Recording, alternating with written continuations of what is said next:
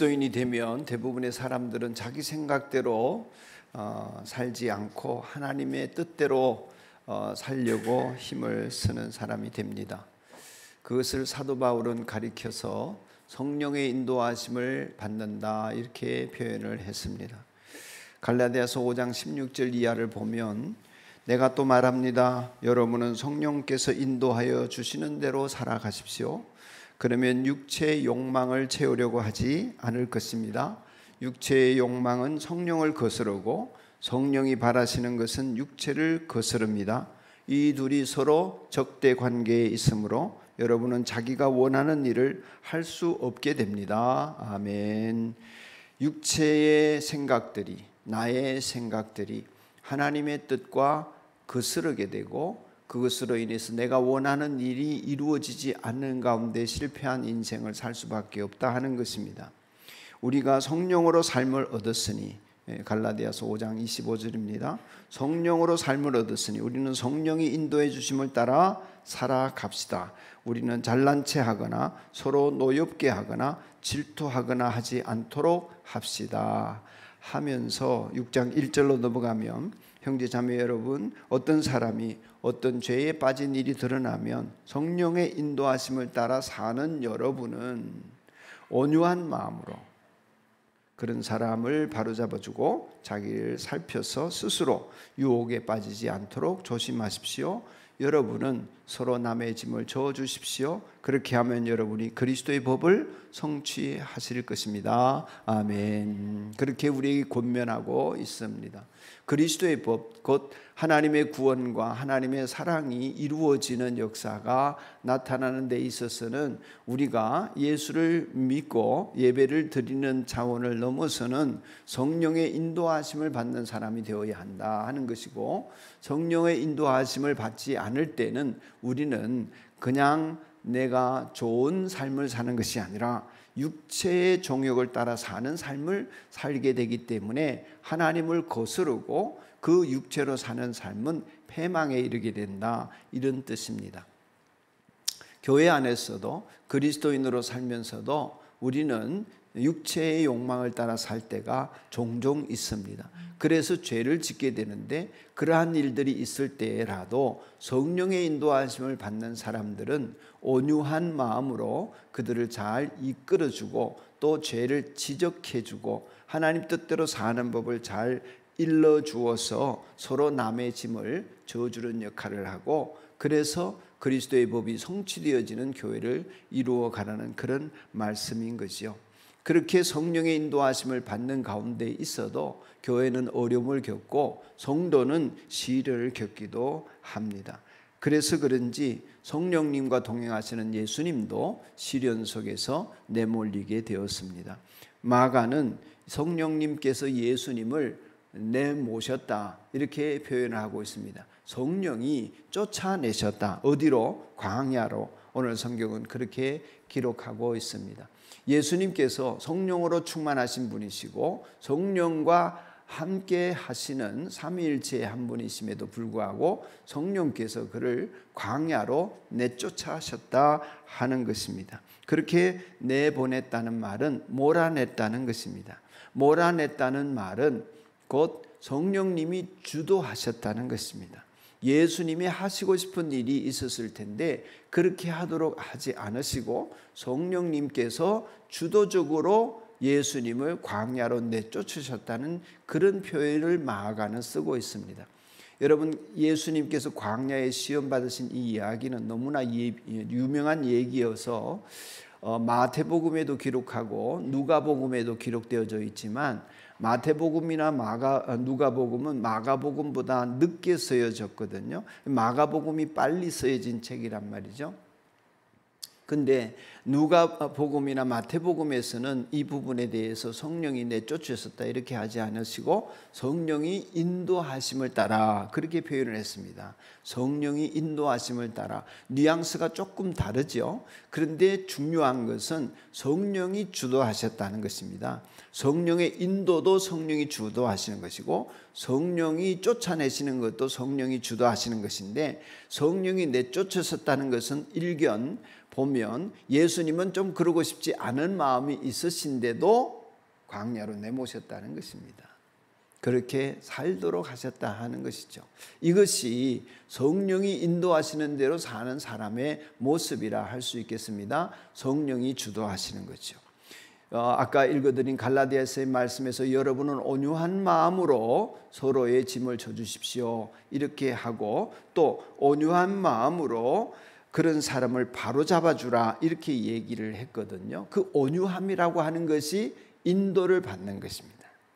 온유함은 그저 착하거나 부드럽거나 뭐 이런 것이 아니고, 온유함이라고 하는 것은 하나님에게 길들여졌다 하는 뜻입니다. 그래서 그 온유함이라고 하는 것은 하나님이 마음대로 부리실 수 있는 상태를 가리키는 것입니다. 여러분, 옛날에 농경사회 시절에 소를 키웠습니다. 소를 부려야 합니다. 고삐를 달고 밭을 갈게 해야 합니다. 또는 논을 갈아야 합니다. 그러기 위해서는 소가 말을 잘 들어야 합니다. 길들여진 소는 주인이 이래야 하면 가고 워 하면 쓰고 이렇게 합니다. 그런데 그것을 잘해야 밭이 잘 갈릴 수 있습니다. 워 하는데도 막 가고 이래야 하는데도 안 가고 이런 소는 고집이 센 소지요. 그런 소는 마음대로 부리기가 어렵습니다. 그렇게 부려지지 않는 상태에서 부려지는 상태가 되는 것, 이게 온유입니다.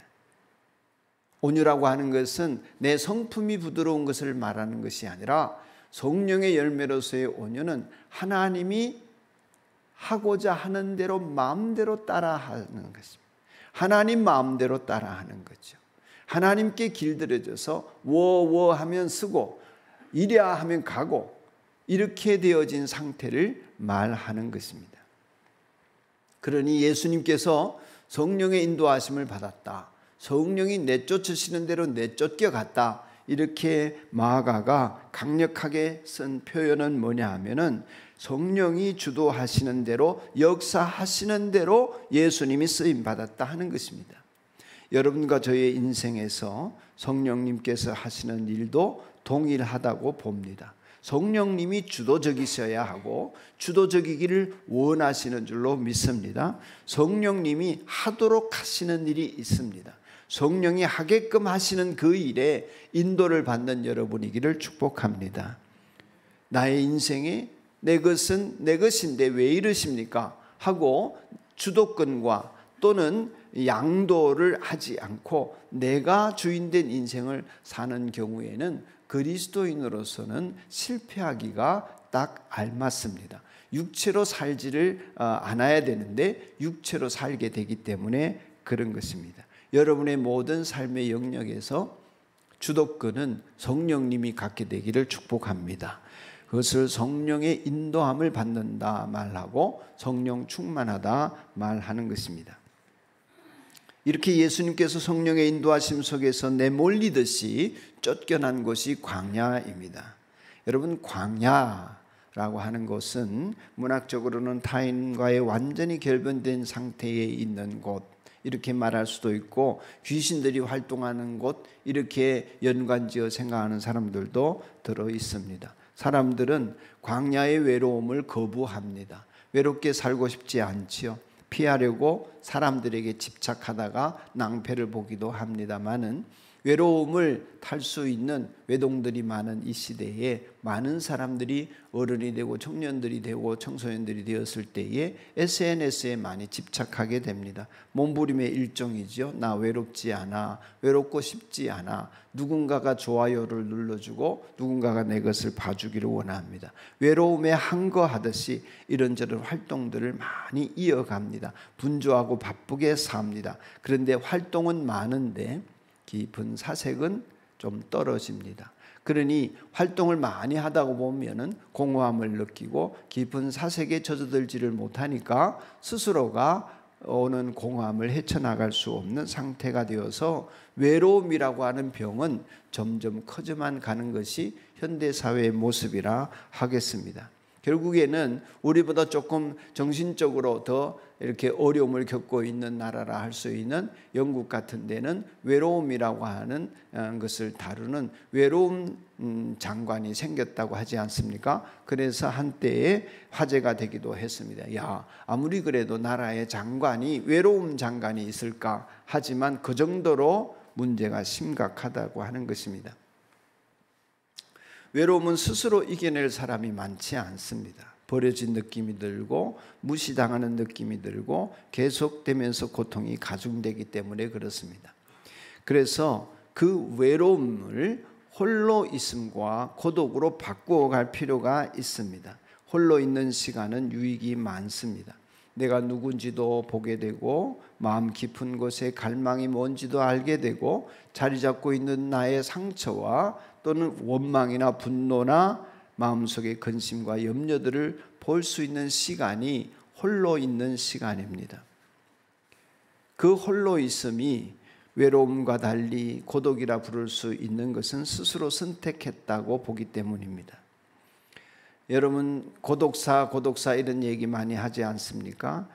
사회병리학적으로는 고독사라기보다는 외로운 죽음이지요. 고독이라고 하는 것은 외로움과는 달리 스스로가 선택하는 것입니다. 홀로 있으려고 하는 것이죠. 하나님께서는 사람을 떠나 광야에 홀로 있기를 원하십니다. 사람을 떠나 홀로 있는 그 자리가 광야라 할 수 있겠습니다. 하나님이 만나기를 원하실 때에 우리는 광야로 내몰리게 될 수 있습니다. 하나님이 광야로 내보내실 때에는 하나님이 나랑만 얘기하자 그런 뜻입니다. 예수님은 이 홀로 있는 시간을 놓치지 않으셨습니다. 우리 성경에 예수님이 활동하는 기간 내내 예수님은 철저하게 이 홀로 있는 시간을 즐기셨고 그 시간을 사모하셨습니다. 그런 예수님이시기 때문에 제자들에게도 골방을 강조하셨습니다. 골방에 들어가서 기도하라 하시고 홀로 있음의 시간을 하나님과의 시간으로 보내야 된다고 얘기를 하시고 홀로 있을 때도 하나님은 보시고 들으신다고 말씀하셨습니다. 바쁜 일과를 사시면서도 예수님은 늘 홀로 계셨다 하는 것입니다. 하나님과 동행하려면 홀로 있음을 선택해야 합니다. 어떤 분들은 시기적으로 이제 인생의 황혼기에 접어들어서 홀로 있을 수밖에 없는 시간이 있습니다. 그 시간이 외로운 시간이 아니기를 축복합니다. 그 시간이 홀로 있음이 내가 하나님 앞에서 선택받은 시간이고 하나님과 깊이 들어갈 시간임을 깨달으시면 좋겠습니다. 골방이나 광야에 홀로 있음은 홀로 있지만 홀로 있는 것이 아닙니다. 하나님과 함께 있는 것입니다. 그렇기 때문에 이 홀로 있음은 처음에는 외롭거나 고통스러울 수 있습니다만 시간이 갈수록 하나님이 커지고 하나님이 나에게 풍성해지기 때문에 내 인생에 부유해지는 경험을 하게 됩니다. 돈이 많아서가 아니라 그 홀로 있음이 하나님과만 함께하는 시간이 많아지는 시간이 되기 때문에 그 고독의 끝에서는 하나님과 관계가 깊어지게 되고 나중에는 모든 관계는 떠나도 그 하나님과의 관계는 유지되고 천국에까지 이르게 되는 줄로 믿습니다.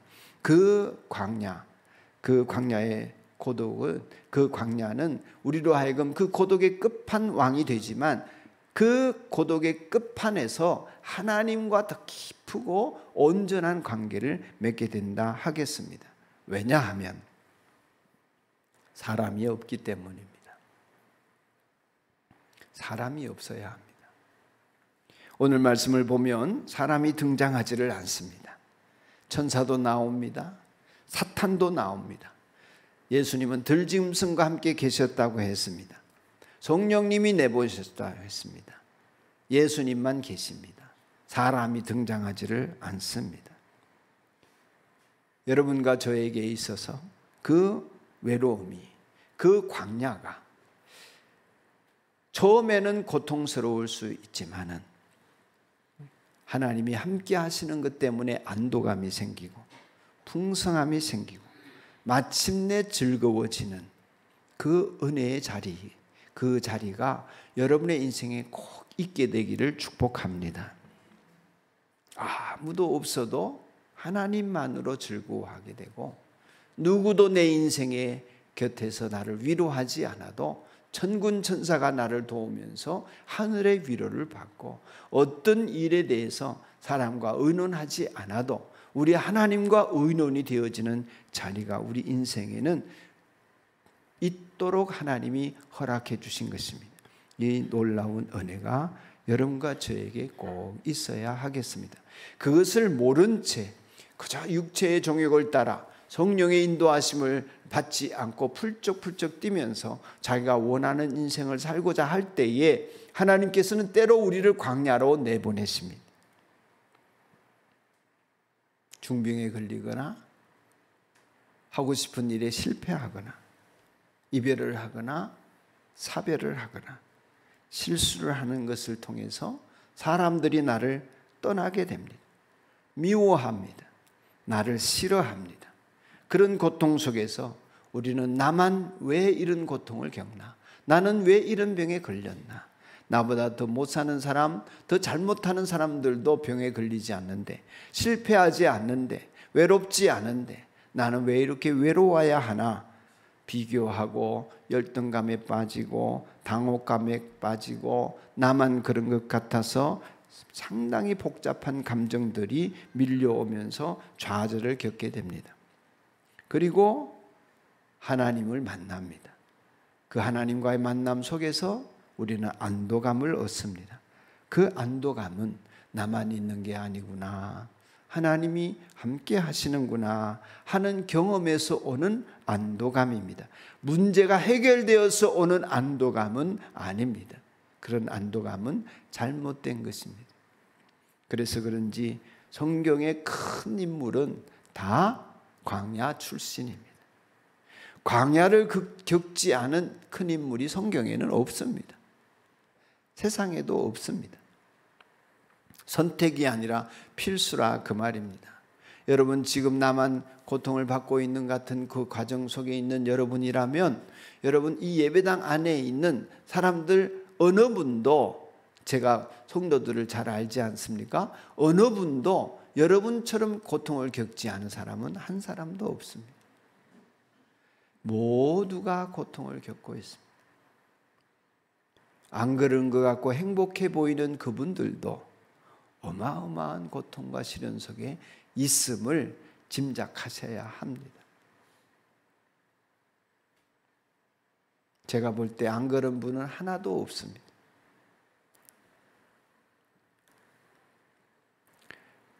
여러분 광야에는 아무것도 없습니다.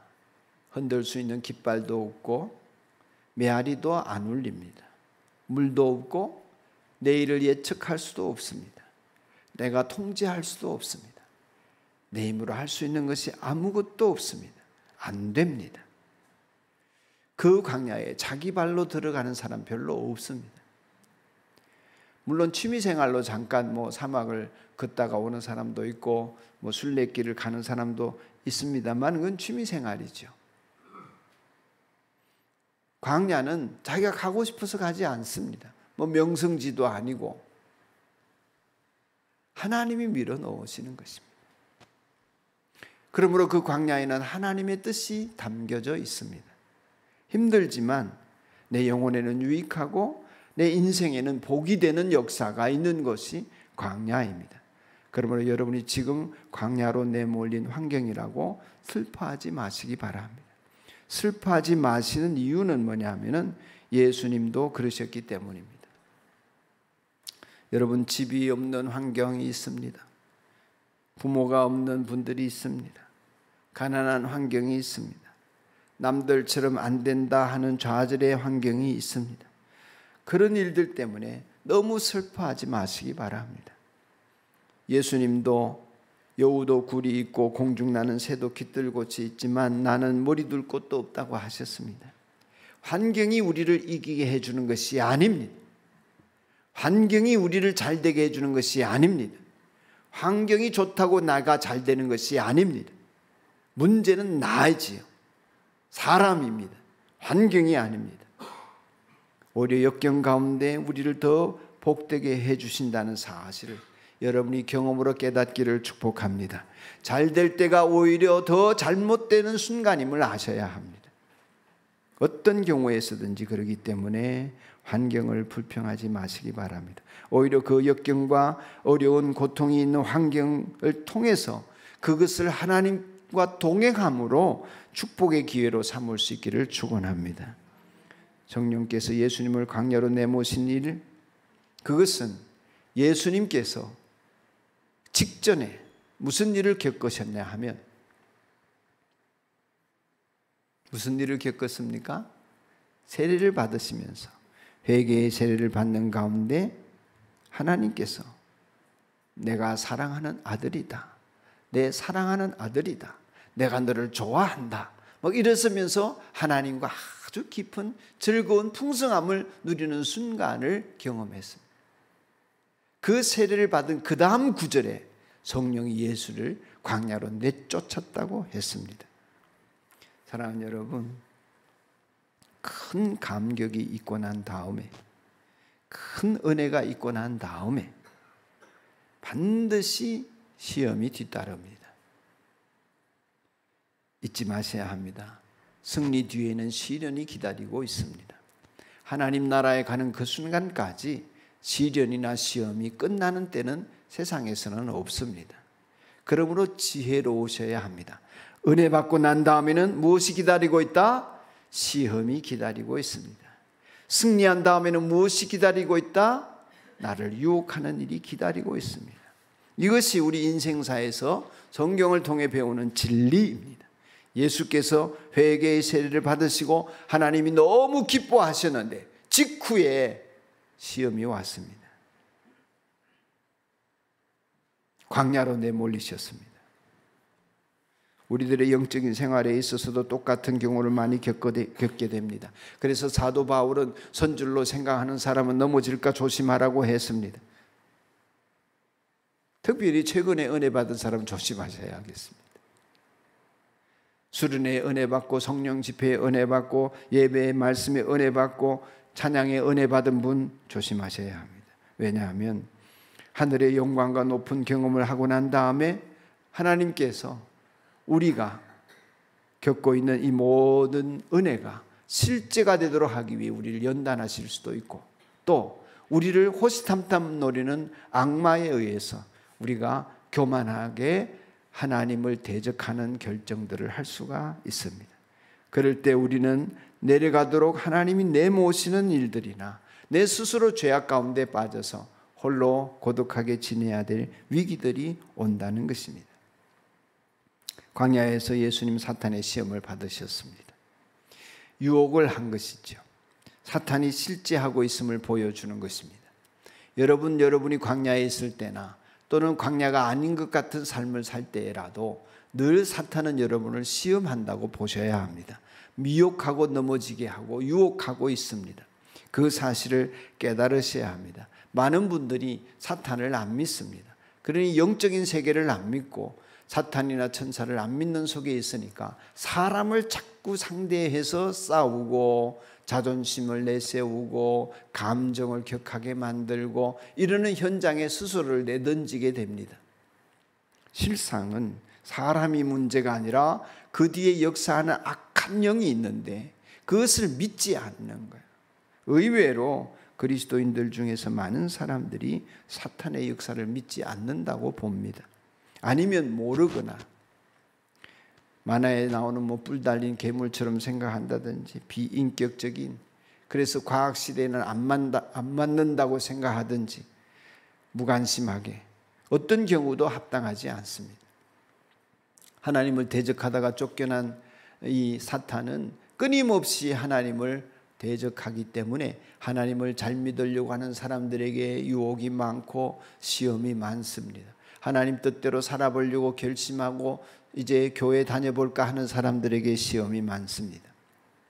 하나님과 동등하게 되려고 했던 사탄은 우리를 끊임없이 하나님처럼 될 수 있다고 유혹을 오늘날에도 에덴 동산에서 했던 것처럼 하고 있는 것입니다. 하나님을 대적하는 이 세력은 예수님 태어날 때부터 돌아가실 때까지 끊임없이 미혹하고 유혹하고 예수님을 넘어지게 하려고 했습니다. 그러나 예수님의 십자가와 부활하심이 죽음의 권세를 깨뜨리고 이기셔서 죄악의 원흉인 마귀의 머리를 밟게 하셨습니다. 밟게 되었습니다. 마귀는 완전히 창피를 당했고 계시록에 따르면 앞으로 올 천년왕국의 결박을 당하여서 최후의 심판을 당하게 될 것입니다. 그것을 면할 수 없는 것이 사탄입니다. 그 사탄이 그러나 아직까지는 육체를 가지고 살아가는 우리를 괴롭히고 넘어지게 하려고 하는 것입니다. 사탄은 한 번도 예수님의 이름 앞에 승리한 적이 없습니다. 그러므로 우리도 그 사탄을 이길 수 있습니다. 할렐루야. 예수님의 이름으로 물리칠 수 있습니다. 깨달은 자는 이기게 되는 것입니다. 사탄은 여러 가지 별명을 가지고 있습니다. 고소하는 자, 박해하는 자, 시험하는 자, 악한 자, 더러운 존재, 이 세상의 신, 귀신의 왕, 공중의 권세 잡은 자, 어둠의 세상 주관자, 옛 뱀, 용 등 이런 이름들이 있습니다. 많은 사람들이 마귀의 존재를 부인하면서 고통을 당하면서도 왜 당하는지 모릅니다. 시련을 겪으면서도 왜 겪는지 모릅니다. 대적하지 못하고 옴짝달싹 못하고 사람이나 상대하고 세상에서 육체의 정욕으로 뭔가를 바꿔보려고 애를 씁니다. 여러분의 삶에서 사탄이 유혹하고 넘어지게 만드는 일임에도 불구하고 사람을 자꾸 원망하고 불평합니다. 여러분의 삶에 사탄이 무슨 일을 하고 있는 것 같습니까? 광야에 가면 깨닫게 됩니다. 성경은 우리에게 마귀를 대적하라고 강력하게 권고하고 있습니다. 마귀를 대적하라. 하나님의 전신갑주를 입어라. 말씀의 금을 들어라. 믿음의 방패를 가져라. 다 마귀를 대적하라고 하고 있습니다. 여러분 개인의 삶에 혹은 가정에, 여러분의 목장에, 우리 교회 안에, 이 사회에 악마는 끊임없이 하나님을 대적하고 불신하게 만드는 일들을 하고 있는 것입니다. 여러분의 삶에는 무슨 일을 하고 있는 것 같습니까? 잘 살펴보셔야 합니다. 마가복음에는 예수님이 그렇게 시험을 받으면서 기도하는 중에 들짐승과 같이 지낼 때에 천사들이 예수님의 시중을 들었다고 했습니다. 예수님의 탄생 때도 천사가 나타났죠. 가브리엘 천사가 나타났었습니다. 천사는 우리의 위기와 어려움을 도우려고 하나님이 보내시는 영적인 존재입니다. 엘리야가 이세벨에게 쫓겨갔을 때에 나 죽여주세요 할 때에 하나님이 천사를 보내어서 그를 먹이고 입히고 먹이고 마시게 하였습니다. 살도록 도와주셨습니다. 극도로 고통스럽고 극도로 큰 도전 앞에 배도 고프고 힘이 들 때에 시험을 치르는 예수님을 도와서 천사들이 나타나 어루만지고 위로했다는 것입니다. 여러분에게도 그러한 위로가 있기를 축복합니다. 하나님은 주변에 천사들을 보내어 주십니다. 세상에 지치고 피곤할 때 성령께서 역사할 뿐만 아니라 천사가 나타나서 위로하고 격려하고 용기를 주고 힘이 되도록 해줍니다. 우리들의 교회, 가정교회 안에 또 우리 산돌교회 안에 하나님을 돕는 일꾼들 또한 천사와 같은 하나님의 사역자들 많이 나타나서 힘을 합치고 서로 도와주고 새 힘을 받게 만드는 역사가 있기를 축복합니다. 사랑하는 여러분, 여러분이 지금 광야에 있다고 여겨지십니까? 그 광야는 하나님을 믿을 때라는 것입니다. 여러분이 하나님이 눈에 안 보이고 귀에 안 들리고 상황을 보면 너무 힘들고 어려워서 견딜 수 없고 절망적이고 어둡기만 합니까? 그때가 하나님을 믿을 때입니다. 그때가 하나님을 의지해야 할 때입니다. 잊지 마시기 바랍니다. 그리하여 승리하도록 하나님이 역사하고 계심을 바라보셔야 합니다. 여러분이 실패하는 것이 하나님의 뜻이 아니기 때문입니다. 여러분이 그러한 외로움 속에서 고독사하는 것이 하나님의 뜻이 아니기 때문입니다. 광야에 보내어져 있는 것 같습니까? 하나님과 함께 하기를, 하나님과 함께 있음을 믿기를 간절히 바랍니다. 혹여 광야를 지나오셨습니까? 그것이 끝이 아님을 지혜롭게 생각하셔야 합니다. 겸손히 주님과 동행하고 자신을 낮추어 겸비하게 주님을 찾는 사람의 삶을 계속해서 살아가시기 바랍니다. 어떤 사람에게는 광야가 앞에 직전에 놓여져 있을 수 있습니다. 두려워하거나 놀라지 마십시오. 성령께서 내쫓으셔서 광야로 가게 하시는 그때가 하나님을 만날 때고, 하나님과 깊은 관계 안에서 새로운 은총과 축복의 길을 걷게 되는 순간이 여러분을 기다리고 있다 생각하시면서 마음을 다 잡고 주님 은혜 가운데 그 광야를 잘 지나가게 되기를 축복합니다.